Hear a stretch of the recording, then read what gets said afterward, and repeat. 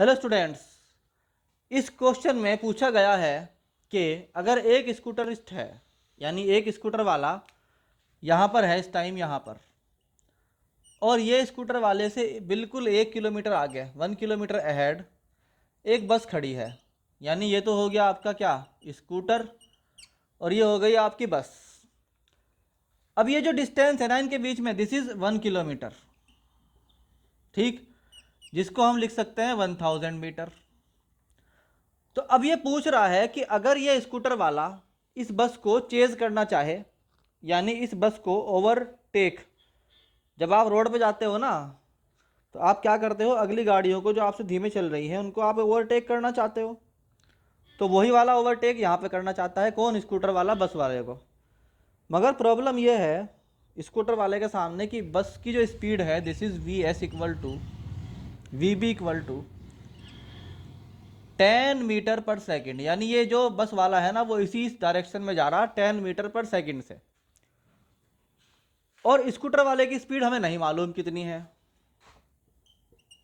और यही उसने पूछी है कि अगर उसको 100 सेकंड में, टी इक्वल टू 100 सेकंड में ये बस को चेज करना पड़ जाए, यानी स्कूटर वाला चाहता है कि 100 सेकंड में मैं 1 किलोमीटर आगे जो मुझसे बस है उस बस को मैं ओवरटेक कर जाऊं, तो इस कंडीशन में उसे कितनी स्पीड रखनी होगी। अच्छा, एक बात ध्यान रखना कि ये क्वेश्चन एक्सेलरेशन का नहीं है, इसलिए एक्सेलरेशन वाले फंडे मत घुस जाना इसमें। ये क्वेश्चन सिंपल डिस्टेंस और वेलोसिटी वाला है, एक्सेलरेशन का इसके अंदर कोई सिस्टम डेवलप नहीं हुआ, ठीक।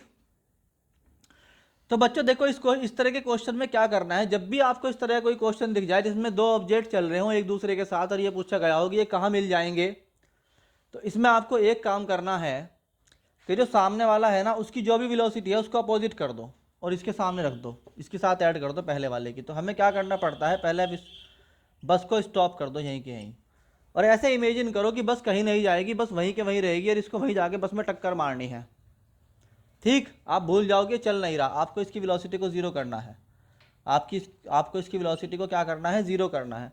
अगर आप इसकी वेलोसिटी को जीरो करना चाहते हो कि वी एस को, फिर क्या करना पड़ेगा आपको, वी एस माइनस 10 करना पड़ेगा। ये लॉजिक बहुत इंपॉर्टेंट है कि जो अगले वाला ऑब्जेक्ट है उसकी वेलोसिटी को पिछले वाले ऑब्जेक्ट से माइनस कर दो अगर सेम डायरेक्शन में जा रहा है, और अपोजिट डायरेक्शन में जा रहा है तो प्लस कर दो। अगर ये स्कूटर इधर की तरफ आ रहा होता ना तो हम इसमें क्या कर देते, प्लस कर देते, तो ये हो जाता वी एस प्लस 10, क्योंकि दोनों सेम डायरेक्शन में जा रहे हैं इसलिए मैंने वी एस माइनस 10 लिखा।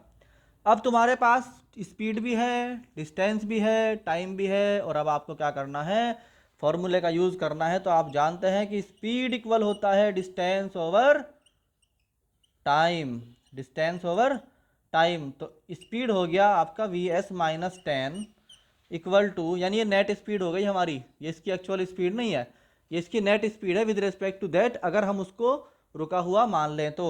और ये डिस्टेंस कितनी हो गई, 1000 मीटर, और टाइम कितना हो गया, 100 सेकेंड। जब इससे कैंसिल होगा तो यहाँ पर बचेगा 10, तो आप यहाँ पे क्या लिख सकते हैं, V S minus 10 equal to कितना आ गया आपका 10, तो वी एस इक्वल आप क्या 20 मीटर पर सेकेंड।